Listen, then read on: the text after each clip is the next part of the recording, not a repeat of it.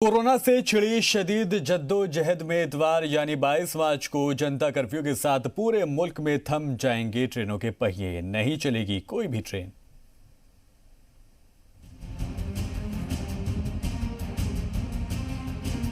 मुल्क में कोरोना के इन्फेक्शन को रोकने के मकसद से जनता कर्फ्यू के दौरान भारतीय रेलवे ने भी 22 मार्च को पूरे मुल्क में ट्रेन बंदी करने का ऐलान किया है।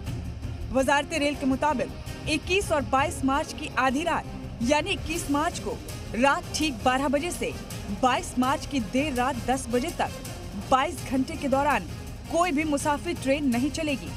हालांकि वजारत रेल ने पहले ही दिन 7 घंटे का सफर पूरी कर चुकी पैसेंजर ट्रेन के लिए राहत का इंतजाम भी कर दिया है।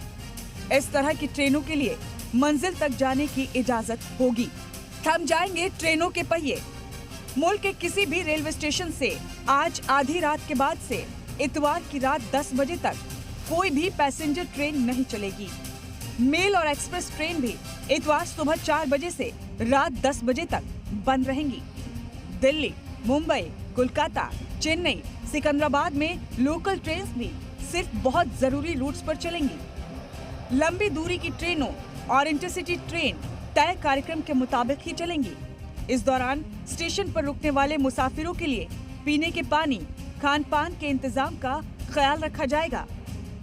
कोरोना वायरस की वजह से भारतीय रेलवे अब तक 245 ट्रेनों को रद्द कर चुका है। वजारत रेल की जानिब से जारी चिट्ठी के मुताबिक 22 मार्च को 22 घंटे तक कोई भी मुसाफिर ट्रेन अपने सबसे पहले स्टेशन से रवाना ही नहीं की जाएगी।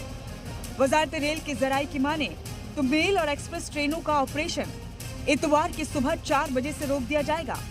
सुबह 4 बजे से पहले जो ट्रेन अपने पहले स्टेशन से रवाना हो चुकी होगी, सिर्फ ऐसी ही ट्रेनों को मंजिल तक पहुंचने की इजाजत होगी। ब्यूरो रिपोर्ट, जी मीडिया।